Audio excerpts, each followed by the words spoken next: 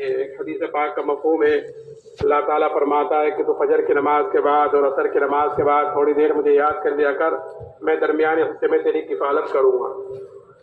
عصر کی نماز کے بعد وقت کا وقت قیمتی ہے، اول تو پوری زندگی بہت قیمتی ہے، جو اللہ تعالیٰ نے ہمیں زندگی مرحمت فرمائی ہے یہی بہت قیمتی ہے پوری کی پوری۔ پھر عصر کی نماز کے بعد کا وقت اور زیادہ قیمتی، اور پھر اللہ کے راستے میں نکل کر اس کی قیمت اور بڑھ جاتی ہے کہ اللہ کے راستے کی ایک صبح اور ایک شام دنیا اور دنیا میں جو کچھ ہے ان سب سے بہتر ہے۔ لیکن میرے محترم بزرگوں دوستو، یہ وقت بہتر جب بنے گا، یہ وقت قیمتی جب بنے گا جب ہم اس وقت کو قیمتی بناویں گے، نہیں تو وقت کا کام تو گزرنے کا ہے، گزر ہی رہا ہے۔ ہر ایک کی کس کی کتنی زندگی گزر گئی ہے، 50 سال، 60 سال، 70 سال کسی کی زندگی گزری ہے، اور آگے کس کی کتنی باقی ہے یہ کسی کو کچھ پتہ بھی نہیں ہے۔ اس لیے سورج جب روزانہ نکلتا ہے تو وہ یہ اعلان کرتا ہے کہ اے ابن آدم تجھے جو عمل کرنا ہو کر لے، آج کا دن تیری زندگی میں پھر کبھی نہیں آئے گا۔ جو سال گزر گیا، جو مہینہ گزر گیا، جو وقت گزر گیا، جو گھڑی گزر گئی، اب وہ کسی قیمت پر بھی واپس نہیں آنے والی ہے۔ اس لیے میرے محترم بزرگوں دوستو، ہم اپنی زندگی کو قیمتی بناویں عملوں کے اندر لگ کر۔ 5 دن سے ماشاءاللہ یہ جوڑ ہو رہا ہے، اور صبح سے شام تک کوئی نہ کوئی بات آپ کے کان میں پڑ رہی ہے۔ ان ساری چیزوں کا تعلق کرنے سے ہے۔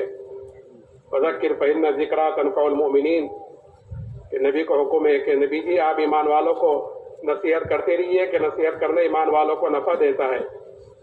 کیوں نفع دیتا ہے؟ کہ بات سنی جاتی ہے، بات سن کر عمل کی توفیق ہوتی ہے۔ تو ان ساری چیزوں کا تعلق جو 4 دن سے چل رہا ہے، ان سب کا تعلق عمل سے ہے۔ اگر یہ ساری چیزیں عمل میں ہیں تو ہمارا یہاں جڑنا کارآمد ہے، فائدہ مند ہے، اور اگر صرف سننے تک محدود ہے تو سننے سنانا تو بس سننے سنانے تک ہی ہوگا، اس سے نفع کچھ حاصل نہیں ہوگا۔ اس لیے کہ آدمی کو جو کچھ ملتا ہے وہ تو اس کے عمل پر ملتا ہے۔ سننا سنانا، کہنا سننا وہ تو عمل پر ڈالنے کے لیے ہے۔ اس لیے میرے محترم بزرگوں دوستو، ہم اپنی زندگی کو قیمتی بناویں باعتبار اعمال کے۔ اعمال کہلاتے ہیں کہ انسان 24 گھنٹے جو کام کرتا ہے صبح سے شام تک، اور پوری زندگی میں جو کام کرتا ہے، 60-70 سال کی جو زندگی اللہ اس کو مرحمت فرماتا ہے، اس میں جو بھی کام کرتا ہے، کھانا پینا، سونا جاگنا، کمانا خرچ کرنا، شادی بیاہ، یہ سارے کے سارے جو کام کرتا ہے یہ اس کے اعمال کہلاتے ہیں، جو یہ صبح سے شام تک کرتا ہے۔ یہی اعمال وہ بھی کرتے ہیں جو اللہ کو نہیں مانتے، کمانا خرچ کرنا، شادی بیاہ، سونا جاگنا، سارا کام وہ بھی کرتے ہیں جو اللہ کو نہیں مانتے، اور سارے کام وہ بھی کرتے ہیں جو اللہ کو مانتے ہیں، یعنی مسلمان۔ فرق ان میں اور ہم میں اتنا ہے کہ ہمیں ان سارے کام کرنے کا طریقہ بتلایا گیا ہے، یعنی زندگی گزارنے کا طریقہ بتلایا گیا ہے۔ لقد کان لکم فی رسول اللہ اسوۃ حسنہ، کہ تمہارے لیے زندگی گزارنے کا بہترین نمونہ کہ وہ تمہارے پیارے نبی کی زندگی ہے، کہ کل قیامت کے دن اللہ تعالیٰ ہر ایک کو اس نمونے کے مطابق دیکھیں گے، کہ جس کی جتنی زندگی نبی کے طریقے کے مطابق ہوگی، اللہ کے ہاں اس کی حیثیت ہوگی، اللہ کے ہاں اس کی قدر و قیمت ہوگی، اور جس کی جتنی زندگی نبی کے طریقے سے دور ہوگی اتنا ہی اللہ کے ہاں بے حیثیت ہوگا، اتنا ہی اللہ کے ہاں بے قیمت ہوگا۔ اس لیے میرا محترم بزرگوں دوستو، ہمیں اپنی زندگی کو قیمتی بنانا ہے باعتبار اعمال کے، اس لیے کہ یہی اعمال انسان کے ساتھ دنیا میں رہتے ہیں، یہی اعمال انسان کے ساتھ قبر میں جاتے ہیں، اور یہی اعمال انسان کے ساتھ کل قیامت کے دن حشر کے میدان میں ہوں گے، اور انہی اعمال پر انسان کے فیصلہ ہونا ہے، جنت کا جہنم کا۔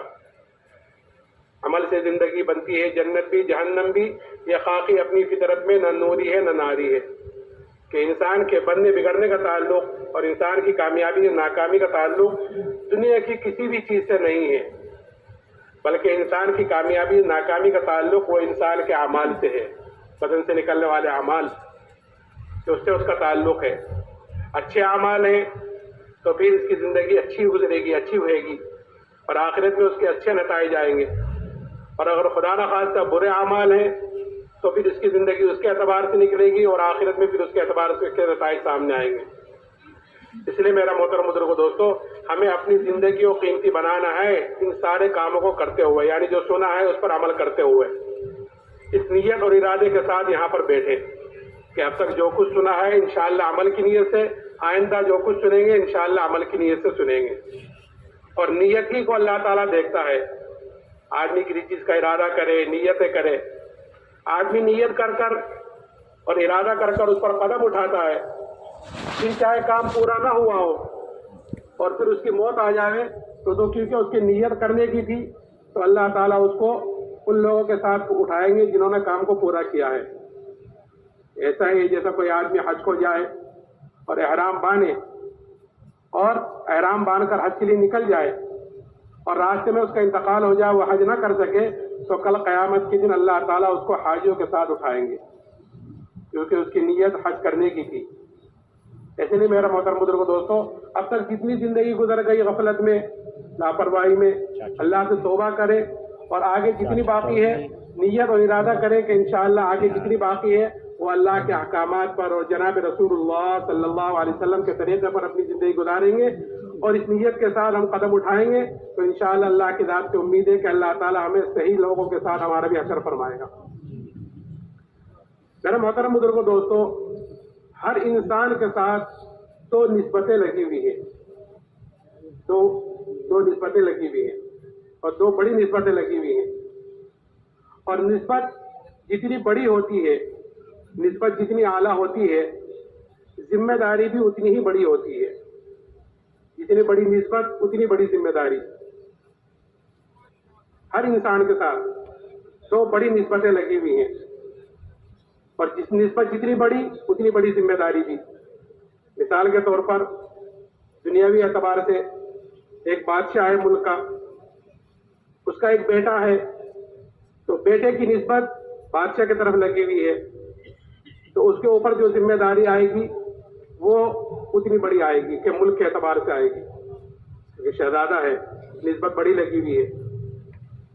ایک لڑکے کی نسبت کسی دھوبی کی طرف، کسی درزی کی طرف لگی ہوئی ہے، تو اس کے اوپر جو ذمہ داری آئے گی وہ اس کے اعتبار سے آئے گی کہ گھر تک محدود ہوگی، گھر تک کی ذمہ داری ہوگی۔ اور اس کے ساتھ جو نسبت لگی ہوئی ہے وہ بادشاہ کی لگی ہوئی ہے، تو اس کے اوپر جو ذمہ داری آئے گی وہ پورے ملک کے اعتبار سے آئے گی۔ تو نسبت جتنی اونچی ہوتی ہے ذمہ داریاں بھی اتنی ہی بڑی ہوتی ہیں۔ تو ہمارے ہر ایک کے ساتھ دو بڑی نسبتیں لگی ہوئی ہیں۔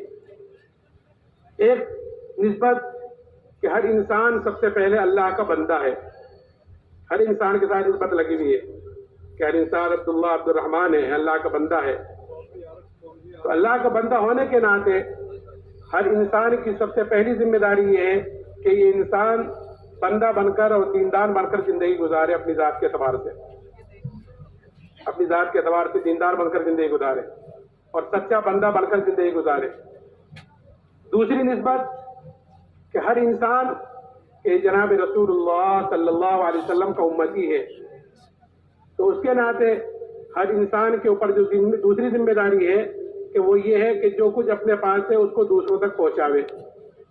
یہ ذمہ داری بھی اسی کی ہے، بلغوا عنی ولو آیا، یہ ذمہ داری نبی دے کر گئے ہیں کہ دوسروں تک پہنچاؤ، چاہے ایک ہی بات کیوں نہ ہو، ایک ہی آیت کیوں نہ ہو۔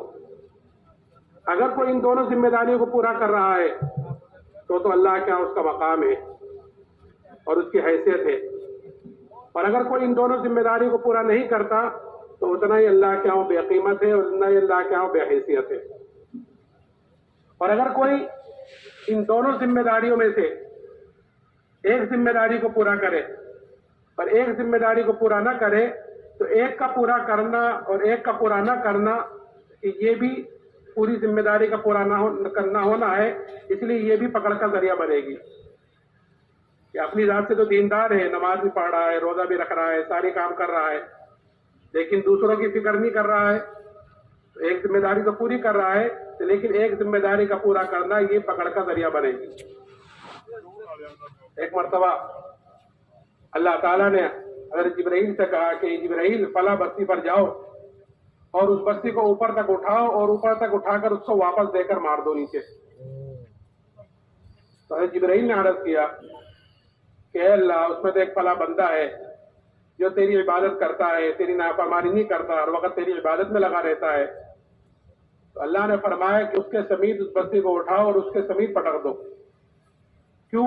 اس لیے کہ میرے احکامات دنیا میں ٹوٹ رہے تھے، میری نافرمانیاں ہو رہی تھی اور اس کے ماتھے پر بل تک نہیں آیا، وہ اپنی عبادت میں لگا رہا، دوسروں کی فکر نہیں کی، ایک ذمہ داری تو پوری کر رہا تھا، لیکن اللہ نے فرمایا کہ اس کے سمیت اس بستی کو اٹھا پٹک دو۔ اور اگر کوئی دوسروں ہی کی فکر میں لگا رہے، سارے مشورے، سارے اصول، ساری دعوت، سارے گشت دوسروں ہی کے لیے، اور اپنی زندگی عمل سے خالی ہے، تو یہ بھی پکڑ کا ذریعہ بنے گی۔ حالانکہ ایک ذمہ داری پوری کر رہا ہے کہ دوسروں تک تو بات پہنچا رہا ہے، دوسروں تک تو کر رہا ہے، لیکن خود عملی زندگی خالی ہے، تو یہ بھی پکڑ کا ذریعہ بنے گی۔ حدیث پاک کا مفہوم ہے کہ جب جنتی جنت میں چلے جائیں گے اور دوزخی دوزخ میں چلے جائیں گے، تو بعض اہل جنت اہل دوزخ سے جا کر یہ پوچھیں گے کہ تم دوزخ میں کیسے آ گئے ہو؟ ہم تو جو جنت میں گئے ہیں وہ تمہاری باتوں پر عمل کرنے کی وجہ سے گئے ہیں، تم ہمیں ساری باتوں کو بتلاتے تھے، نماز روزہ ساری چیزیں بتلاتے تھے، تو تم جہنم میں کیسے آ گئے؟ تو وہ کہیں گے کہ ہم تم کو تو کہتے تھے لیکن خود عمل نہیں کرتے تھے، ایک ذمہ داری تو پوری کر رہے تھے۔ آپ کا ماشاءاللہ پرانوں کا مجمع ہے، میرے محترم بزرگوں دوستوں، پرانوں سے مطلب یہ نہیں کہ دوسروں ہی کی فکر میں لگا رہے، بلکہ پرانا یہ کہ اپنی ذات سے کرتے ہوئے دوسروں کی فکر کرے۔ پرانوں کی تو زیادہ بڑی ذمہ داری ہے کہ اپنی، کیونکہ اس لیے کہ عوام جو ہوتی ہے وہ پرانوں کو زیادہ دیکھتی ہے، علماء کو، پرانوں کو، کام میں جو چلے ہوئے ہیں ان لوگوں کو زیادہ دیکھتی ہے۔ اور ایک عام مسلمان، ایک عام آدمی وہ نماز نہ پڑھے، لیکن ہم میں سے اگر کوئی ہماری رکعت بھی نکلے گی تو ہم پر انگلیاں اٹھنی شروع ہو جائیں گی عوام کی طرف سے، اور چیمی گوئیاں شروع ہو جائیں گی، اور ہمیں پتہ بھی نہیں چلے گا کہ ہمارے خلاف ہمارے اس کے مطابق باتیں چل رہی ہیں۔ اس لیے ہمارے اوپر کی زیادہ ذمہ داری ہے کہ نسبتیں بھی ہیں اور پرانوں کی نسبت بھی ہمارے ساتھ لگی ہوئی ہے۔ اس لیے میرے محترم بزرگوں دوستو، اگر کوئی ان دونوں ذمہ داریوں کے ساتھ ان دونوں ذمہ داریوں کو پورا کرتا ہوا چل رہا ہے تو اللہ کیا اس کا مقام ہے، اللہ کیا اس کی حیثیت ہے۔ اور اگر کوئی ان دونوں ذمہ داریوں کو پورا نہیں کر رہا ہے تو اتنا ہی اللہ کیا وہ بے حیثیت ہے، اتنا ہی اللہ کیا وہ بے قیمت ہے۔ ان دونوں ذمہ داریوں میں سے پہلی ذمہ داری یہ ہے کہ ہر انسان اپنی ذات سے دیندار بن کر زندگی گزارے، اس لیے کہ ہر انسان سے اس کی ذاتی کی زندگی کے بارے میں کل قیامت کے دن پوچھا جائے گا۔ حدیث پاک کا مفہوم ہے کہ آدمی کا قدم اپنی جگہ سے نہیں ہٹ سکتا جب تک اس سے 4 سوال نہ کر لیے جائیں، 4 باتیں جب تک اس سے نہ پوچھ لی جائیں، جب تک آدمی کا قدم اپنی جگہ سے نہیں ہٹ سکتا، کہ زندگی کہاں گزار کر آئے ہو مجموعی طور پر، کہ زندگی کے اندر پھر جزیات ہیں، کہ جوانی کہاں گزار کر آئے ہو، کیسی گزار کر آئے ہو، کتنی اللہ کی عبادت میں، اس کے دین کو پھیلانے میں، پھر مال کہاں سے کمایا، حلال کمایا کہ حرام کمایا، جائز کمایا کہ ناجائز کمایا، کہ کما لیا حلال طریقے سے کما لیا، اب اس کو جیسا چاہے جہاں چاہے خرچ کرے، کہ نہیں اس میں بھی ہم آزاد نہیں ہیں۔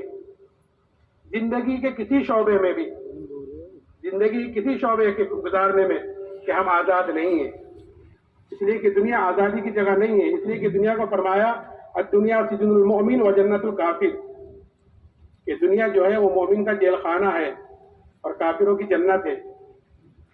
اور یہ ہر آدمی جانتا ہے کہ جیل خانے میں آدمی کیسی زندگی گزارتا ہے، کہ جیل خانے میں آدمی آزاد زندگی نہیں گزارتا، جب چاہے سو لیا، جہاں جس طرح چاہے سو لیا، جو چاہے کر لیا، جب چاہے کھا لیا، جو چاہے کھا لیا، ایسا نہیں ہے، بلکہ جیل خانے میں آدمی پابند ہوتا ہے قانون کا، حکومت کے قانون کا، کہ اب سونا ہے، اب جاگنا ہے، یہ کام کرنا ہے، یہ چیزیں کرنی ہے، سارے قوانین کی رعایت رکھتے ہوئے وہ چلتا ہے، آزاد نہیں ہوتا وہاں پر۔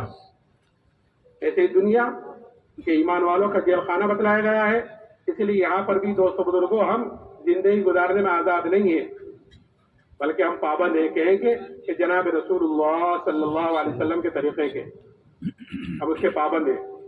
آخرت کہ وہ ہمارے لیے جنت، وہاں ہم آزاد ہیں کہ جب چاہو کھاؤ، جو چاہے کھاؤ، جس طرح چاہے کھاؤ، کہ وہاں پر ہم آزاد ہیں، لیکن یہاں پابند ہیں، جیل خانہ بتلایا گیا ہے۔ تو میں عرض کر رہا تھا کہ یہاں پر ہم آزاد نہیں ہیں بلکہ ہم پابند ہیں کہ جناب رسول اللہ صلی اللہ علیہ وسلم کے طریقے کے۔ اور حضور حضرت صلی اللہ علیہ وسلم نے پیدائش سے لے کر موت تک ہر موقع کی دعا بھی بتلائی ہے اور ہر چیز کے کرنے کا طریقہ بھی بتلایا ہے. اور یہی دین ہے. دین جو ہے وہ ایک دو عمل کا نام نہیں ہے. دین ایک دو عمل کا نام نہیں ہے، بلکہ دین تو عمل کے مجموعے کا نام ہے. دین عمل کے مجموعے کا نام ہے. جیسے نماز ایک نام ہے تو ایک دو چیزوں کا نام نماز نہیں ہے، بلکہ اس میں قیام بھی ہے، قرات بھی ہے، رکوع بھی ہے، سجدہ بھی ہے، تشہد بھی ہے، جلسہ بھی ہے، کہ ساری چیزوں کا نام مل کر اب بنے گا نماز. ایسے ہی دین کہ صرف دعوت کا کام دین، صرف نماز پڑھنا دین نہیں، بلکہ دین تو عمل کے مجموعے کا نام ہے. کہ حضور حضرت صلی اللہ علیہ وسلم نے پیدائش سے لے کر موت تک ہر موقع کی دعا بھی بتلائی ہے اور ہر چیز کے کرنے کا طریقہ بھی بتلایا ہے. اگر وہ چیز، وہ عمل، وہ کام اگر ہمارا اس طریقے کے مطابق ہو رہا ہے جس طریقے پر حضور پاک علیہ الصلوۃ والسلام کر کر بتلائے گئے تو وہ چیز ہماری دین بن جائے گی، چاہے گیا سا گیا عمل کیوں نہ ہو، چھوٹے سے چھوٹا عمل کیوں نہ ہو. اگر وہ نبی کے طریقے کے مطابق ہے تو اللہ کیا اس کا اجر ہے. مثال کے طور پر ایک آدمی بیت الخلاء میں جاتا ہے. بیت الخلاء کی ایسی چیز ہے کہ آدمی کو اگر ضرورت نہ ہو تو پاس سے گزرنا بھی گوارا نہیں کرتا، لیکن بیت الخلاء میں گیا اور نبی کے طریقے کے مطابق گیا، الٹے پیر سے گیا، دعا پڑھتا ہوا گیا، سیدھے پیر سے نکلا، دعا پڑھتا ہوا نکلا، تو یہ بیت الخلاء میں آنا جانا اس کا دین بن گیا، کیونکہ نبی کے طریقے کے مطابق گیا ہے. کوئی آدمی اپنی بیوی کے پاس گیا اپنی خواہش پوری کرنے کے لیے، تو بیوی کے پاس جانا کہ یہ اس کا دین بن گیا، بشرطے کہ صحیح طریقے پر گیا. جب آپ نے یہ بات فرمائی تو صحابہ کو تعجب ہوا، کیا رسول اللہ، ایک آدمی اپنی خواہش پوری کرنے کے لیے اپنی بیوی کے پاس جاتا ہے تو اس پر بھی اجر و ثواب ہے؟ تو آپ نے فرمایا کہ اگر اپنی خواہش غلط طریقے پر پوری کرتا یعنی زنا کرتا تو اس پر گناہ ہوتا ہی نہیں ہوتا. کہ جب غلط طریقے پر خواہش پوری کرنے پر گناہ ہو رہا ہے تو صحیح طریقے پر خواہش پوری کرنے کا اجر و ثواب بھی ہے. تو جس طریقے میں بھی نبی کا طریقہ ہوگا کہ وہ طریقہ وہ چیز ہماری دین بن جائے گی، وہ عمل ہمارا دین بنے گا.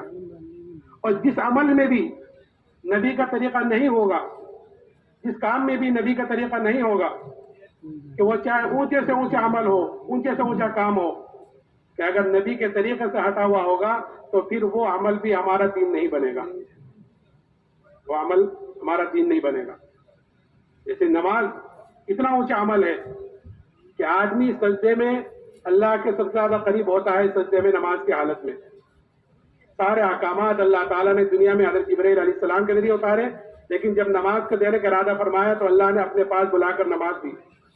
اتنا اونچا عمل، لیکن اتنا اونچا عمل ہونے کے باوجود اگر وہ نبی کے طریقے سے ہٹا ہوا ہوگا تو وہ نماز بھی نماز نہیں رہتی، بلکہ نماز منہ پر مار دی جاتی ہے واپس.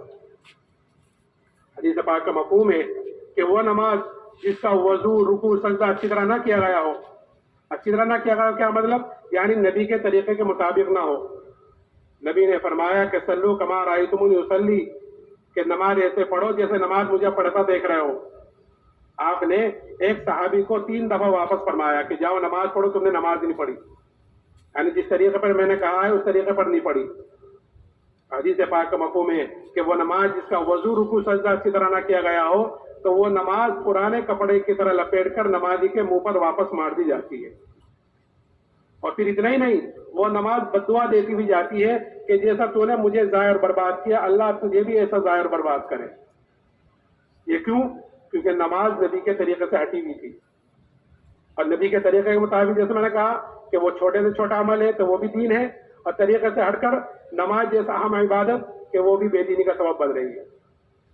تو میں نے عرض کیا کہ حضور حضرت صلی اللہ علیہ وسلم نے پیدائش سے لے کر موت تک ہر موقع کی دعا بھی بتلائی ہے اور ہر چیز کے کرنے کا طریقہ بھی بتلایا ہے. ایک مرتبہ گرمی دوپہر کا وقت حضرت ابو بکر صدیق رضی اللہ تعالی عنہ مسجد میں تشریف لائے. تھوڑی دیر میں حضرت عمر رضی اللہ تعالی عنہ بھی آئے. تو حضرت عمر نے حضرت ابو بکر سے پوچھا کہ گرمی ہے، دوپہر کا وقت ہے، تم یہاں پر؟ کہ عمر بھوک کی سختی مجھے باہر لے کر آئی ہے، بھوک کی شدت مجھے باہر لے کر آئی ہے. کیسے تم کس لیے آئے ہو عمر؟ کہ ابو بکر میں بھی اسی لیے باہر آیا ہوں، بھوک کی شدت مجھے بھی باہر لے کر آئی ہے. یہ دونوں باتیں کر رہے تھے کہ اتنے میں جناب رسول اللہ صلی اللہ علیہ وسلم تشریف لائے. آپ نے ان دونوں سے پوچھا کہ گرمی ہے، دوپہر کا وقت ہے، تم دونوں یہاں پر، کیا رسول اللہ بھوک کی شدت باہر لے کر آئی ہے؟ آپ نے فرمایا کہ قسم اس ذات عالی کی جس کے قبضے میں میری جان ہے، میں بھی بھوک کی وجہ سے باہر آیا ہوں۔ یہ تینوں حضرات باتیں کرتے ہوئے ایک صحابی حضرت ابو ایوب انصاری رضی اللہ تعالیٰ عنہ ان کے مکان پر تشریف لے گئے۔ وہ صحابی تو گھر میں نہیں تھے، ان کی اہلیہ تھی، انہوں نے اہلاً و سہلاً کہا، بٹھایا۔ جب ان صحابی کو پتہ چلا تو وہ بھی آئے دوڑتے ہوئے اور اپنے ساتھ کھجوروں کا بڑا سارا خوشہ توڑ کر لائے، اللہ کے حضرات کے سامنے پیش کیا۔ تو حضور نے فرمایا کہ اس میں سے پکی پکی لاتے ساری کیوں لائے؟ یا رسول اللہ ساری اس لیے لائے ہیں تاکہ جو آپ کو پسند ہو، پکی کچی تر و خشک، جو آپ کو پسند ہو آپ نوش فرما لیں۔ ان حضرات نے وہ کھجوریں نوش فرمائی۔ اتنے میں ان صحابی نے ایک بکری کو ذبح کیا اور کچھ کو بھونا، کچھ کو پکایا اور اللہ کے حضرات کے سامنے پیش کیا۔ حضور حضرت صلی اللہ علیہ وسلم نے ایک روٹی کے ٹکڑے پر ایک گوشت کا ٹکڑا رکھ کر حضرت ابو ایوب انصاری کو دیا اور یہ فرمایا کہ یہ فاطمہ کو دے کر آؤ، اس نے بھی کئی دنوں سے ایسی کوئی چیز نہیں کھائی۔ وہ صحابی تو لے کر چلے گئے۔ یہ تینوں حضرات یہ کھانا کھا رہے تھے اور آپ کی آنکھوں سے آنسو بہ رہے تھے، آپ رو رہے تھے، اور روتے ہوئے آپ نے فرمایا یہی وہ نعمتیں ہیں جن کے بارے میں ہم سے پوچھا جائے گا، یہی چیزیں جن کے بارے میں ہم سے پوچھا جائے گا، سوال کیا جائے گا۔ جب آپ نے فرمایا تو یہ چیز ان دونوں ساتھیوں پر بڑی شاق گزری کہ یا رسول اللہ ایک چیز بھی مشقت کے بعد، اتنی بھوک کے بعد حاصل ہوئی ہے کہ اس کے بارے میں پوچھا جائے گا؟ آپ نے فرمایا کہ ہاں اس کے بارے میں پوچھا جائے گا۔ پھر آپ نے اس کے استعمال کا طریقہ بدلایا۔ میں کہنا چاہ رہا ہوں کہ حضور حضرت صلی اللہ علیہ وسلم نے پیدائش سے لے کر موت تک ہر موقع کی دعا بھی بتلائی ہے اور ہر چیز کے کرنے کا طریقہ بھی بتلایا ہے۔ پھر آپ نے اس کے استعمال کا طریقہ بتلایا کہ جب شروع کرو تو بسم اللہ پڑھ کر شروع کرو، اور جب کھا چکو تو الحمدللہ الذی اشبعنا وانعم علینا وافضل پڑھ لو گے تو پھر اس نعمت کی پکڑ سے بچ جاؤ گے۔ تو میں نے محترم درستوں میں عرض کر رہا تھا کہ اللہ تعالیٰ کے انعامات ہمارے اوپر بہت ہیں کہ وَإِن تَعُدُّوا نِعْمَتَ اللَّهِ لَا تُحْصُوهَا، کہ اللہ تعالیٰ کے انعامات تو اتنے ہیں کہ اگر ہم اللہ کی نعمتوں کو گننا چاہیں، شمار کرنا چاہیں تو ہم اللہ کی نعمتوں کو گن نہیں سکتے، شمار نہیں کر سکتے۔ لیکن ان تمام نعمتوں میں سب سے بڑی نعمت جو اللہ نے مجھے اور آپ کو مرحمت فرمائی ہے وہ ایمان کی دولت ہے۔ اس سے بڑی کوئی نعمت نہیں ہے۔ اس لیے کہ آدمی خدا نہ خواستہ اگر اس دنیا سے بغیر ایمان کے چلا گیا اور پھر کل قیامت کے دن اپنی جان کے فدیے میں دنیا کا سارا سونا چاندی بھی دے دے تب بھی کل قیامت کے دن اللہ کے عذاب سے نہیں بچ سکتا، سارا سونا چاندی بھی دے دے۔ تو یہ ایمان کی دولت اللہ نے مجھے اور آپ کو مرحمت فرمائی ہے۔ اگر ہم ساری زندگی بھی سجدے میں سر رکھ کر اس نعمت کا شکر ادا کرنا چاہیں تو خدا کی قسم اس نعمت کا شکر ادا نہیں کر سکتے کہ اللہ نے ہمیں نعمت مرحمت فرمائی۔ لیکن میرا محترم بزرگوں دوستو، جو چیز انسان کو بغیر محنت کے، بغیر مجاہدے کے، بغیر قربانیوں کے جو چیز انسان کو مل جاتی ہے کہ آدمی کے اندر اس کی قدر و قیمت کم ہوتی ہے بنسبت اس کے جو چیز آدمی محنت کر کر حاصل کرتا ہے۔ جس چیز پر آدمی کا جان مال وقت لگتا ہے، جس چیز کے لیے آدمی قربانی دیتا ہے کہ اس کی قدر و قیمت زیادہ ہوتی ہے، اور جو چیز بغیر محنت کی ملتی ہے کہ اس کی قدر و قیمت کم ہوتی ہے۔ کہ ایمان کیونکہ ہمیں بغیر محنت کے، بغیر مجاہدے کے، بغیر قربانیوں کے ملا ہوا ہے، اس لیے ہمارے اندر بھی مسلمانوں کے، عام مسلمانوں کی بات کہ ہمارے اندر بھی اس ایمان کی قدر و قیمت کم ہے۔ اسی لیے حضور حضرت صلی اللہ علیہ وسلم نے ایمان کی، ایمان والے کی اللہ کا کیا حیثیت ہے، کیا قدر و قیمت ہے وہ بتلائی ہے، اور صحابہ کے اندر یہ قدر و قیمت اتاری ہے۔ کہ کیا قدر بتلائی؟ کہ یہ قدر بتلائی کہ جب تک ایمان والا اس دنیا میں موجود رہے گا، کہ اللہ کے ہاں تمہاری یہ قدر ہوگی کہ جب تک ایمان والا اس دنیا میں موجود رہے گا اللہ تعالیٰ اس سات و زمین آسمان کے نظام کو باقی رکھے گا ایک ایمان والے کی وجہ سے۔ تو کتنے مسلمان ہیں، کتنے ایمان والے دنیا میں موجود ہیں کہ سب دنیا سے چلے جاوے اور ہم میں سے ایک باقی رہ جاوے تو ہماری ایک کی وجہ سے اللہ تعالیٰ اس سات و زمین آسمان کے نظام کو باقی رکھے گا، ہمارے ایمان کی وجہ سے۔ یہ قدر ہے اللہ کے ہاں میری اور آپ کی، ہمارے ایمان کی وجہ سے۔ اور قیمت کیا بدلائی کہ اگر رائے کے دانے کے برابر ایمان کو بچا کر لے گئے تو اللہ تعالیٰ اس دنیا سے 10 گنی بڑی جنت برحمت فرمائے گا۔ اب جس کا ایمان جتنا اونچا ہوگا، جس کا ایمان جتنا اعلیٰ ہوگا کہ کل قیامت کے دن اس کی اتنی بڑی جنت ہوگی۔ یہ اللہ نے ہمیں یہ دعوت و تبلیغ والا جو کام دیا ہے آسان سا، یہ اپنے ایمان کو بنانے کے لیے، اپنے اندر کے یقین کو بنانے کے لیے کہ آدمی اللہ کے راستے میں نکلتا ہے چلے 4 مہینے کے لیے، 7 مہینے کے لیے، سال کے لیے، کہ اللہ کی بڑائی کو بولتا ہے، اللہ ہی کی بڑائی کو سنتا ہے، اسی کی دعوت دیتا ہے، اسی کو سوچتا ہے، تعلیم کے حلقوں کے ذریعے سے صحابہ اکرام رضی اللہ عنہ اجمعین کے قصے بھی سنتا ہے، تو پھر اندر ایک کیفیت تیار ہوتی ہے، ایک یقین بنتا ہے آدمی کے اندر، کہ وہ یقین، کہ وہ ایمان کی کیفیت ہوتی ہے، ایمان کی کیفیت ہوتی ہے کہ وہ یقین بنتا ہے، تو پھر بدن سے نکلنے والے اعمال صحیح ہوتے ہیں۔ تو یہ قدر و قیمت صحابہ کے اندر حضور اعظم صلی اللہ علیہ وسلم نے اتاری تھی، اور صحابہ کے اندر یہ ایمان کی قدر و قیمت ایسی اتری تھی کہ پھر صحابہ نے اس ایمان کے لیے ہر تکلیف کو، ہر مشقت کو برداشت کیا ہے۔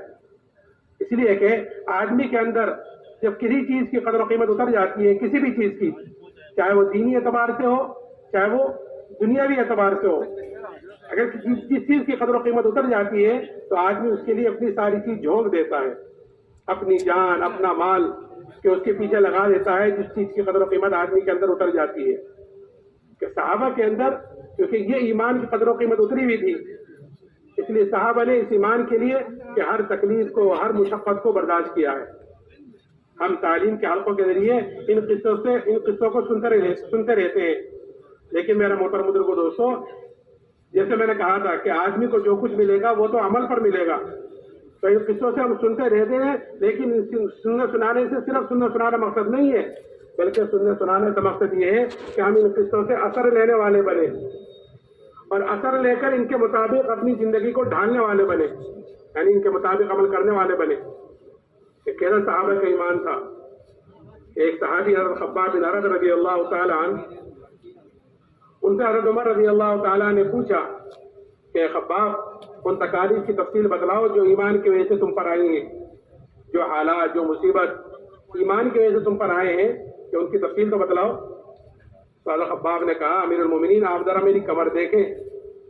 جب کمر دیکھی تو حضرت عمر نے کہا کہ خباب ایسی کمر تو کسی کی نہیں دیکھی جیسی تمہاری ہے۔ تو حضرت خباب نے کہا، امیر المومنین مجھے آگ کے انگاروں پر لٹا کر گھسیٹا جاتا تھا، اور میری چربی سے، میرے خون سے آگ بجھتی تھی۔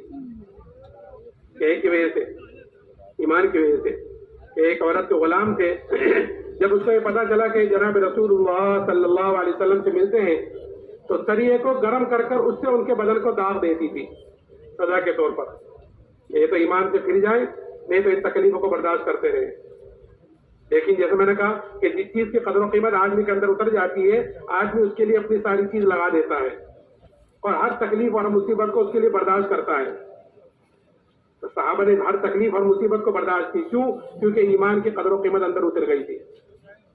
اور پھر اتنا ہی نہیں، جب فتوحات کا دروازہ کھلا، اس لیے کہ مومن کی علامت بتلائی گئی ہے کہ مومن کے اندر 2 علامتیں ہوتی ہیں، کہ مومن جو کام کرتا ہے، جو بھی نیک کام کرتا ہے، نماز پڑھی، روزہ رکھا، اللہ کے راستے میں نکلے، تو آپ سب اللہ کے راستے میں ہیں، کہ اللہ کے راستے میں نکل کر مجاہدہ ہوا ہے، قربانی دینی پڑی ہے، راحت آرام آگے پیچھے ہوا ہے، آدمی کو قربانی کے ساتھ حضرات ماشاءاللہ گزر رہے ہیں۔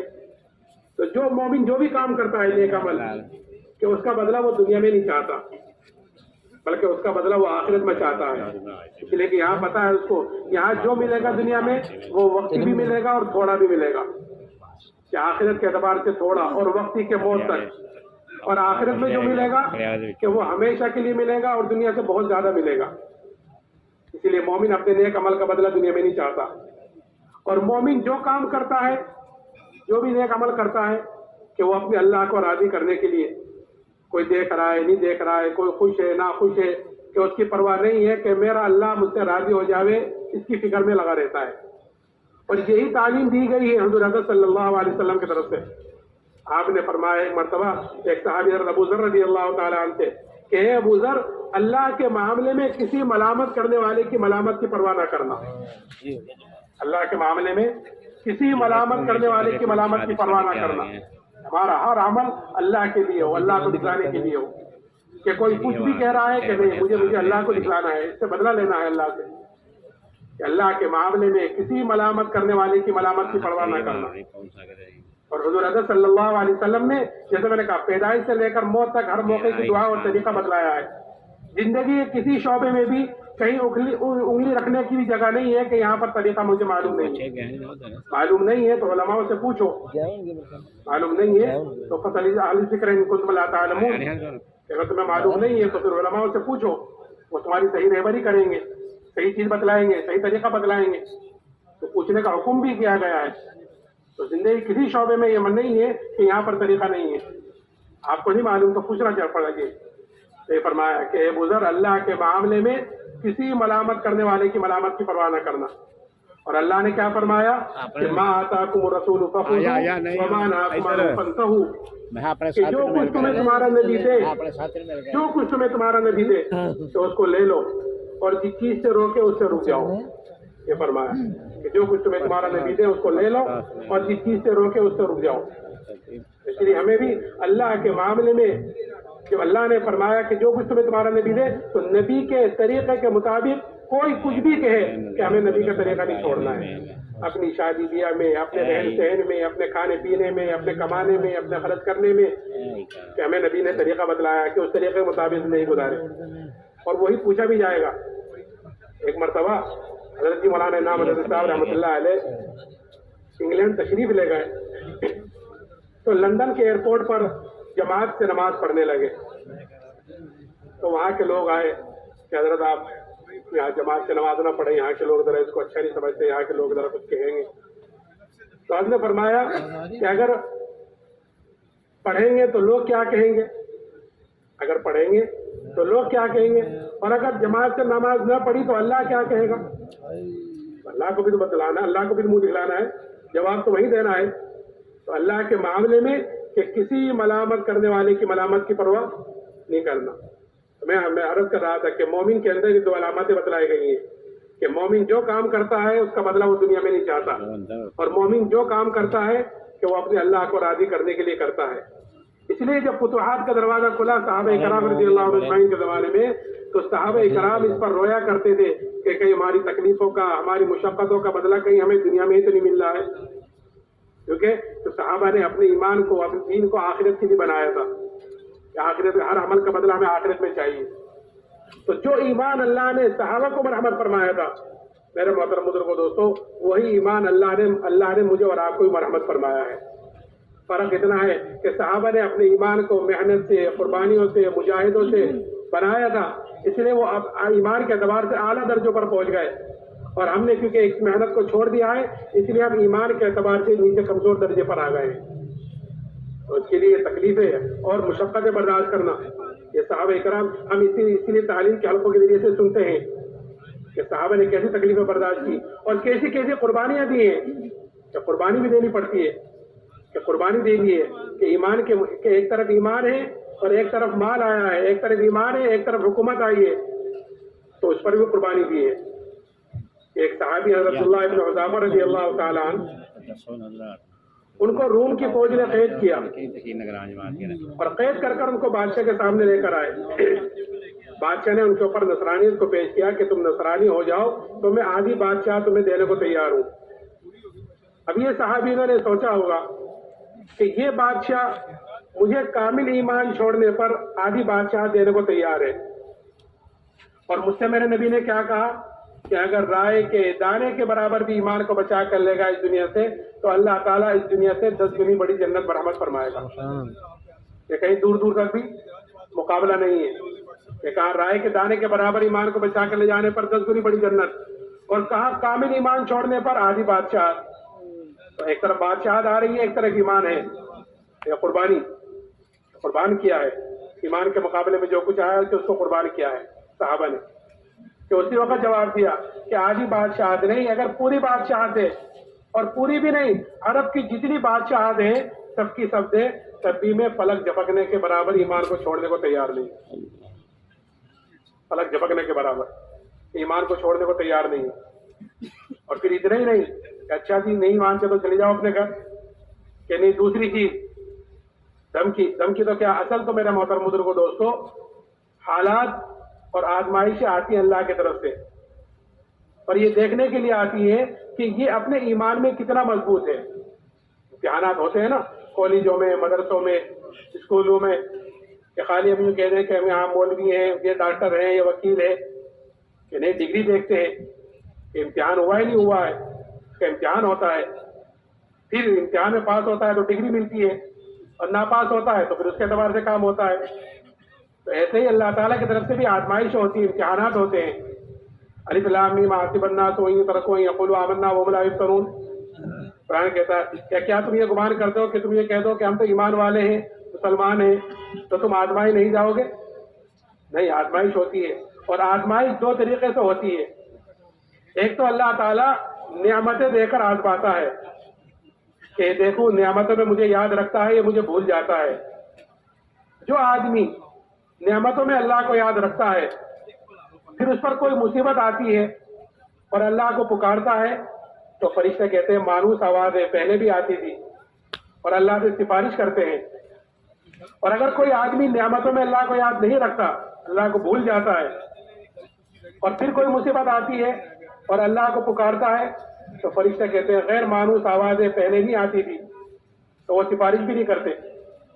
تو ایک تو نعمتیں دے کر اللہ تعالیٰ آزماتا ہے، اور دوسرے حالات دے کر آزماتا ہے کہ دیکھو یہ حالات میں میرے طرف آتا ہے یا میرے غیر کی طرف جاتا ہے، میرے طرف آتا ہے یا میرے غیر کی طرف آتا ہے۔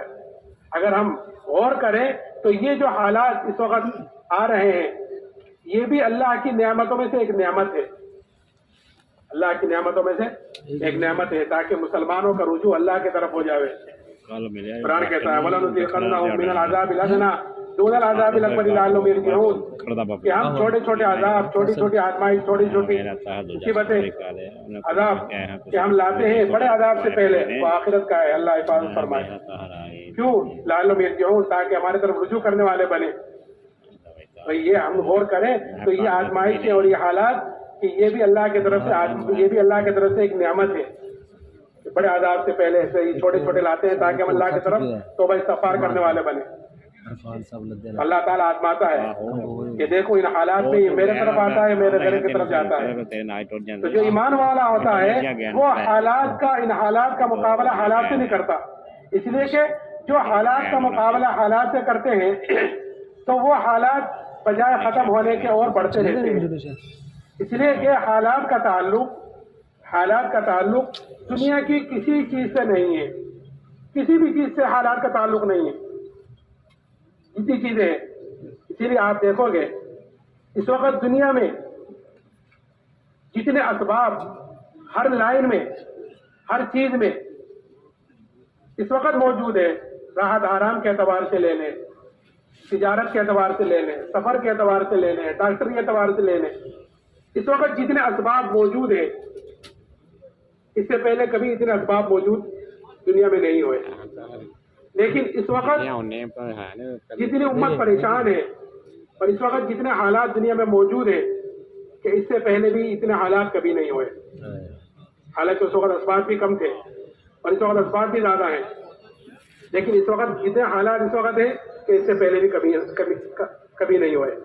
اس لیے کہ حالات کا تعلق دنیا کی کسی چیز سے نہیں ہے، بلکہ حالات کا تعلق کہ وہ انسان کے اعمال سے ہے، حالات کا تعلق وہ اللہ کے فیصلوں سے ہے، اور اللہ کے فیصلوں کا تعلق وہ انسان کے اعمال سے ہے کہ جیسے اعمال اوپر جائیں گے ویسے اللہ کے فیصلے نیچے آئیں گے۔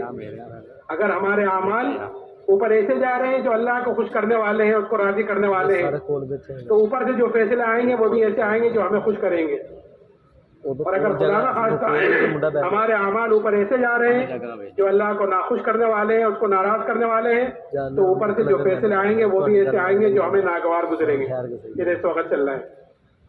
تو حالات کا تعلق دنیا سے کی کسی چیز سے نہیں ہے، بلکہ حالات کا تعلق وہ انسان کے اعمال سے ہے، اور وہ حالات بدلتے ہیں کہ جب آدمی سچے دل سے توبہ استغفار کرتا ہے، اللہ کی طرف رجوع کرتا ہے۔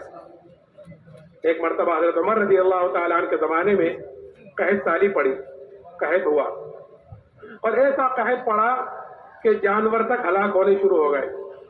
قحط سالی کی وجہ سے کھانے پینے کو نہیں تھا۔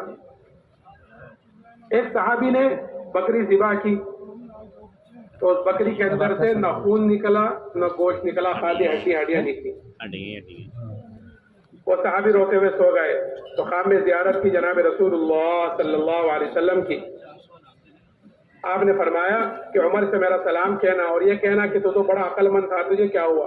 ایمان کی طرح صاحب فرمائی تھی۔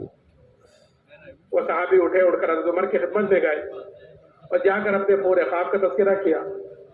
حضرت عمر نے فوراً مشورے والوں کو جمع کیا اور مشورے میں بات رکھی کہ ایک ساتھی نے ایسا خواب دیکھا ہے۔ تو مشورے میں بات آئی کہ امیر المومنین، جہاں سے بارشیں رکی ہے، جہاں سے قحط سالی آئی ہے، ہم اسی کی طرف رجوع کیوں نہیں کرتے؟ آپ غلے منگا رہے ہیں شام سے، مصر سے، اور قحط سالی تو اللہ کی طرف سے آئی ہے، تو ہم اسی کی طرف رجوع کیوں نہیں کرتے کہ ہاں یہ چوک ہو رہی ہے؟ اسی وقت مدینے سے باہر گئے اور ابھی توبہ استغفاری کر رہے تھے کہ اسی وقت بارش شروع ہو گئی، کہ جب تک حالات کا مقابلہ حالات سے تھا کہ وہ حالات بجائے ختم ہونے کے اور بڑھتے چلے جا رہے تھے، اور جب حالات کا مقابلہ کہ اعمال سے، توبہ استغفار سے کیا تو پھر اللہ تعالیٰ نے حالات کو پلٹ دیا۔ ایسے ہی میرے محترم بزرگوں دوستو، آج جو چاروں طرف سے حالات ہیں، ان کا واحد علاج یہ ہے کہ ہر آدمی اللہ کی طرف توبہ استغفار کرنے والا بنے، کہ اپنے طرف سے بھی توبہ استغفار کریں، اور کیونکہ ہر امت ہی پوری امت کا ذمہ دار ہے، اس لیے پوری امت کی طرف سے ہم توبہ استغفار کریں کہ اللہ جس عالی مقصد کے لیے تو نے اس امت کو وجود بخشا تھا، اس عالی مقصد سے امت نے منہ موڑا ہے، کہ اللہ ہم اس سے اپنے لیے بھی اور پوری امت کی طرف سے معافی مانگتے ہیں۔ اور توبہ کا دروازہ یہ ہر ایک کے لیے کھلا ہوا ہے اور اس کی موت تک کے لیے کھلا ہوا ہے۔ شیطان جو ہے وہ توبہ کو ٹلواتا ہے، دو کام کرتا ہے، پہلے توبہ کو ٹلواتا ہے اور پھر آخر میں جا کر وہ مایوس کر دیتا ہے، اللہ کی راہ سے مایوس کر دیتا ہے۔ اس لیے توبہ کا دروازہ ہر ایک کے لیے کھلا ہوا ہے۔ تو میں عرض کر رہا تھا کہ حالات دیکھ کر اللہ تعالیٰ آزماتا ہے کہ دیکھو یہ اپنے ایمان میں کتنا مضبوط ہے، اپنے ایمان میں کتنا مضبوط ہے۔ تو وہ صحابی، قصہ پورا کر دوں، وہ صحابی کہ اس کو پہلے تو لالچ دیا، تو لالچ کو تو یہ جواب دیا کہ آدھی بادشاہت نہیں، پوری بادشاہت ہے، تب بھی میں پلک جھپکنے کے برابر ایمان کو چھوڑنے کو تیار نہیں ہوں۔ پھر بادشاہ نے ایک دیگ منگائی، وہ دیگ کے اندر پانی کھولایا، پانی گرم کیا، جب پانی خوب گرم ہو گیا اس کے اندر کھول گیا تو قیدیوں کو بلا کر ان کے سامنے اس میں ڈلوایا۔ اب میرے محترم بزرگوں دوستو، یہ کہنے کا تو آسان سی بات ہے کہ میں نے کہہ دیا اور آپ حضرات نے سن لیا، لیکن جس کے سامنے حالات، اس کے سامنے معاملہ پیش آ رہا ہے کہ ایمان کے اعتبار سے، یقین کے اعتبار سے کتنا مضبوط ہوگا، وہ دیکھ رہا ہے کہ اس کے اندر قیدیوں کو ڈالا جا رہا ہے اور مجھے بھی اس کے اندر ڈالا جائے گا، لیکن اس کے باوجود وہ سستے مسئلے ہو رہا ہے، کتنا یقین مضبوط ہوگا۔ لیکن آج مسلمان چھوٹی چھوٹی باتوں پر اپنے ایمان کو بیچ دیتے ہیں، چھوٹی چھوٹی چیزوں پر ایمان کا یقینی کمزوری کی وجہ سے ایمان کو خراب کر دیتے ہیں۔ یہ یقین کی کمزوری کی بات ہے، یقین کی کمزوری کی بات ہے کہ جس کا جیسا یقین ہوگا بدن سے نکلنے والے اعمال اس کے اعتبار سے ہوں گے، اور جیسا یقین ہوگا آج اس کے اعتبار سے اس پر جمے گا۔ تو قیدیوں کو بلا کر اس میں ڈلوایا اور یہ کہا کہ یہ تو ایمان سے پھر جاؤ، نہیں تو تمہیں اس میں ڈالا جائے گا۔ وہ صحابی کہنے لگے تجھ سے جو ہو سکے وہ تو کر لے۔ تو بادشاہ نے کہا اس کو ان میں ڈال دو۔ جب وہ لے جانے لگے ڈالنے کے لیے تو وہ صحابی رونے لگے۔ بادشاہ کو اطلاع کی گئی کہ وہ تو صحابی تو رو رہے ہیں، تو ان کو بلایا اور یہ سمجھا بادشاہ کہ اب یہ ڈر گئے ہیں، اب یہ ایمان سے پھر جائیں گے۔ پھر ان کے اوپر نصرانی کو پیش کیا، تو وہ کہنے لگے کہ میں نے تجھ سے ایک مرتبہ کہہ دیا کہ تجھ سے جو ہو سکے وہ تو کر لے، ایسے پھر رو کیوں رہے تھے؟ کہ میں تو اس لیے رو رہا تھا کہ میرے بدن کے اندر ایک جان ہے، وہ جان اس دیگ میں ڈالی جائے گی، ختم ہو جائے گی۔ میں تو اس لیے رو رہا تھا کاش میرے روئے میں جان ہوتی، میرے بدن کے اندر 100 جانیں ہوتی، اور وہ ساری کی ساری جانیں آج اس دیگ میں ڈالی جاتی، اور وہ ساری کی ساری جانیں میں اللہ کے نام پر آج قربان کر دیتا۔ کہ ایک جان کا کیا قربان کرنا، میں تو اس لیے رو رہا تھا کہ آج 100 جانیں ہوتی تو ساری کی ساری جانیں میں کہ اللہ کے نام پر قربان کرتا۔ میرے محترم بزرگوں دوستو، یہ جذبہ بنتا ہے دعوت سے، کہ جب آدمی اللہ کی بڑائی کو بولتا ہے، سنتا ہے، اس کی دعوت دیتا ہے، تو پھر جان مال اللہ کے نام پر لگانے کا جذبہ پیدا ہوتا ہے، اور پھر آدمی اپنے ایمان کی طرف سے فکر مند ہوتا ہے کہ جس چیز کے اوپر آدمی کا جان مال وقت لگتا ہے اور جس چیز کے لیے آدمی قربانی دیتا ہے، اس چیز کی طرف سے آدمی فکر مند بھی رہتا ہے ہر وقت۔ یہ صحابہ کرام رضی اللہ عنہ اجمعین کہ اپنے ایمان کی طرف سے ہر وقت فکر مند رہتے تھے، فکر مند رہتے تھے، کیونکہ محنت کر اپنے ایمان کو بنایا تھا۔ اور چھوٹی چھوٹی باتوں پر اپنے منافق ہونے کا ڈر پیدا ہو جاتا تھا، چھوٹی چھوٹی چیزوں پر، کہ میری نبی کی مجلس میں کیفیت کچھ اور ہوتی ہے اور اندر آ کر کیفیت بدل جاتی ہے. یہ چھوٹی سی بات ہے کہ نبی کی مجلس میں کیفیت کچھ اور ہے اور اگر اندر گھر آ کر کیفیت بدل گئی کہ اپنے منافق ہونے کا ڈر پیدا ہو گیا. اور پھر اتنا ہی نہیں کہ اس کی تعویل کرنی ہوگی کہ نہیں، اس فکر کو لے کر کھڑے ہوتے اور اس فکر کو لے کر نبی کی خدمت میں جاتے. حضرت حنظلہ کا قصہ مشہور ہے نا، چھوٹی سی کہ بیوی کے پاس سے نکلتے ہوئے نکلے کہ نافق حنظلہ کہ ابو بکر سے ملاقات ہوئی، ان سے کہا تو ابو بکر نے پوچھا تو یہ وجہ بتلائی کہ جب ہم نبی کی مجلس میں ہوتے ہیں اور آپ جنت کا، دوزخ کا، قبر حشر کا ذکر کرتے ہیں تو ہمارے اندر کی کیفیت تو کچھ اور ہوتی ہے. جب گھر آ جاتے ہیں تو بیوی بچے پاس آتے ہیں، کچھ ہنسی مذاق کی باتیں شروع ہو جاتی ہیں، وہ کیفیت ختم ہو جاتی ہے جو نبی کی مجلس میں ہوئی. کہ کیفیت تو میرے اندر بھی ہے حنظلہ، کہ چلو چل کر حضور سے پوچھتے ہیں. تو اتنی سی بات پر اپنے منافق ہونے کا ڈر پیدا ہوا. اس لیے میرا محترم بزرگوں دوستو، ہمیں بھی سب سے پہلے اپنے ایمان کی طرف سے فکر مند ہونا ہے کہ ایمان کی طرف سے فکر مند ہوں گے، ایمان بنے گا، جب یقین بنے گا تو پھر بدن سے نکلنے والے اعمال ہمارے صحیح ہوں گے. آج بدن سے نکلنے والے عملوں کا جو جنازہ نکلا ہوا ہے وہ اسی لیے کہ اندر کی یقینی کمزوری کی وجہ سے. صحابہ کرام رضی اللہ عنہ اجمعین اپنے ایمان کی طرف سے بھی فکر مند رہتے تھے اور اپنے عملوں کی طرف سے بھی فکر مند رہتے تھے.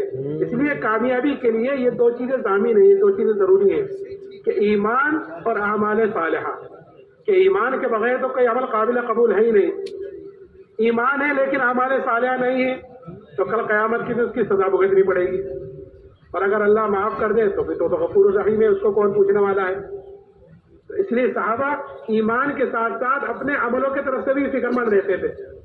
اور جس طرح ایمان کے لیے قربانی دی ہے ایسے ہی صحابہ نے اپنے عملوں کے لیے بھی قربانیاں دی ہیں. عملوں کے لیے قربانی کا مطلب یعنی جس چیز کی وجہ سے عمل میں خرابی پیدا ہوئی ہے، جس چیز کی وجہ سے عمل میں خرابی پیدا ہوئی ہے، صحابہ اس کو اپنے پاس نہیں رہنے دیتے تھے. اس چیز کی وجہ سے عمل خراب ہوا ہے. کعب بن مالک رضی اللہ تعالیٰ عنہ کا قصہ مشہور ہے کہ اللہ کے راستے میں جانے سے پیچھے رہ گئے تو جب توبہ قبول ہوئی تو جس چیز کی وجہ سے پیچھے رہ گئے تھے کہ اس چیز کو اپنے پاس نہیں رہ دی. یا رسول اللہ، ان چیزوں کی وجہ سے میں پیچھے رہا ہوں، اب یہ چیز میرے پاس نہیں رہ رہی. ایک صحابی حضرت ابو طلحہ رضی اللہ تعالیٰ عنہ اپنے باغ میں نماز پڑھ رہے تھے. گنجان باغ تھا بھرا ہوا، اس میں نماز پڑھ رہے تھے. ایک پرندہ اندر گھس گیا اور اس کو کہیں باہر نکلنے کا راستہ نہیں ملا، کبھی ادھر جائے کبھی ادھر جائے. یہ صحابی نماز پڑھ رہے تھے، نماز پڑھتے پڑھتے اچانک اس پرندے پر نگاہ پڑ گئی. جب نگاہ پڑی تو اس کے ساتھ نگاہ گھومنے لگی کہ جدھر کو پرندہ جاوے نگاہ بھی ادھر کو چلی جاوے. تھوڑی دیر میں خیال آیا کہ میں تو نماز پڑھ رہا تھا. جب یہ خیال آیا کہ نماز پڑھ رہا تھا تو یہ بول گا کہ کتنی رکعتیں ہوئیں، 2 ہوئیں کہ 3 ہوئیں. سلام پھیر کر فوراً جناب رسول اللہ صلی اللہ علیہ وسلم خدمت میں حاضر ہوئے اور جا کر عرض کیا، یا رسول اللہ، یہ پورا کا پورا باغ اللہ کے نام پر صدقہ ہے. کیوں؟ کیونکہ یہ باغ ذریعہ بنا ہے میرے عمل کی خرابی کا. نہ یہ باغ ہوتا، نہ میں اس میں نماز پڑھتا، نہ پرندہ اس میں آتا، نہ میرا دھیان ادھر جاتا اور نہ میری نماز جیسے ہم عبادت خراب ہوتی. تو یہ ذریعہ بنا ہے اس لیے کہ یہ چیز میرے پاس نہیں رہے گی. اور آج ہمارا کیا حال ہے کہ آپ مسلمان سب سے زیادہ غفلت میں پڑا ہوا ہے نماز کی طرف سے، نماز ضائع کر دیتا ہے. اور حدیث میں آتا ہے کہ اسلام میں اس کا کوئی حصہ نہیں ہے جو مسلمان نماز نہ پڑھے. اسلام میں اس کا کوئی حصہ نہیں. حضرت عمر رضی اللہ تعالیٰ عنہ کے جب خنجر مارا گیا اور آپ کے اوپر گہرا زخم آیا اور اس زخم کی وجہ سے آپ پر بے ہوشی طاری رہی اور آپ کو ہوش میں لانے کی ساری کوششیں کی جا چکی، آپ ہوش میں نہیں آئے. ایک صحابی نے کہا امیر المومنین کو نماز کے ذریعے تو ہوش میں لاؤ. تو کان نے کہا امیر المومنین الصلاۃ والسلام. اس وقت آپ نے آنکھ کھولی اور جملہ فرمایا کہ ہاں، نماز کے اسلام میں کوئی حصہ نہیں اس مسلمان کا جو مسلمان نماز نہ پڑھے. نماز کیوں ضائع ہے؟ کہ یقین کی کمزوری کی وجہ سے. اس لیے میرا محترم بزرگوں دوستو، ہمیں دعوت کے ذریعے سے بنیادی طور پر اپنے اندر کے یقین کو بدلنا ہے اور فکر کے ذریعے سے اپنے اندر کی غفلت کو ختم کرنا ہے. اندر کی غفلتیں بھی ہیں. ایک ایسی غفلت ہے کہ ایک آدمی اللہ کے سامنے اللہ کے گھر میں کھڑا ہوتا ہے اور غافل ہے، نماز پڑھ رہا ہے لیکن کوئی دکان میں، کوئی مکان میں، کوئی کھیت میں، کوئی کاروبار میں ذہن کے اعتبار سے پھر رہا ہے. کیوں؟ اس لیے کہ غیر اللہ کو بولتے ہیں، غیر اللہ کو سنتے ہیں، غیر اللہ کو سوچتے ہیں، اس لیے اللہ کے سامنے کھڑے ہو کر بھی غیر اللہ کا دھیان آتا ہے۔ اس لیے ہمارے بڑے 3 تسبیح صبح کو، 3 تسبیح شام کو بتلا کر گئے ہیں، 1 تسبیح تیسرے کلمے کی، 1 درود شریف کی، 1 استغفار کی، یہ 3 تسبیح صبح کو، 3 تسبیح شام کو دھیان سے جی لگا کر قبلے کے طرف منہ کر کر باوضو ہو کر، اس لیے کہ اللہ کا ذکر اگر ہم غفلت سے بھی لیں گے تو بھی نفع سے خالی ہے ہی نہیں، ثواب تو اس پر مل ہی جائے گا، لیکن غفلت اپنی جگہ باقی رہے گی، اور اصل ہے غفلت کا ختم کرنا۔ اس لیے جتنا دھیان سے جی لگا کر اللہ کا ذکر کریں گے اتنا ہی اللہ کا دھیان آئے گا، اور جتنا اللہ کا دھیان آئے گا ہر عمل کے اندر ہمیں مزہ آئے گا، کہ جب آدمی کو یہ چیز، اور ہر عمل اچھے سے اچھا بنے گا۔ اس لیے کہ آدمی کو جب یہ پتہ چل جائے کہ میرا یہ کام کوئی دیکھ رہا ہے، مثال کے طور پر کوئی طالب علم ہے نماز پڑھ رہا ہے، اگر اس کو یہ پتہ چل جائے کہ پیچھے میرے استاد کھڑے ہوئے میری نماز کو دیکھ رہے ہیں، تو کتنی اچھی نماز پڑھے گا، کوئی بھی کتنی اچھی نماز پڑھے گا کہ استاد میرے کھڑا ہوا ہے پیچھے، اچھی سے اچھی نماز پڑھے گا۔ ایسے ہی ہمارے ہر عمل میں جب ہمیں یہ دھیان رہے گا کہ میرا یہ عمل میرا اللہ دیکھ رہا ہے اور اس عمل پر مجھے اللہ کی طرف سے ثواب، اجر و ثواب ملے گا، تو وہ عمل آدمی کتنے اچھے سے اچھا کرے گا، لیکن یہ جب کرے گا جب اللہ کا دھیان ہوگا۔ اس لیے میرے محترم بزرگوں دوستوں، اللہ کا ذکر کرنا ہے اللہ کے دھیان کے ساتھ، تاکہ ہمارے دل کی غفلتیں ختم ہوں، اور دعوت کے ذریعے سے اپنے اندر کے یقین کو بنانا ہے۔ کریں گے انشاءاللہ۔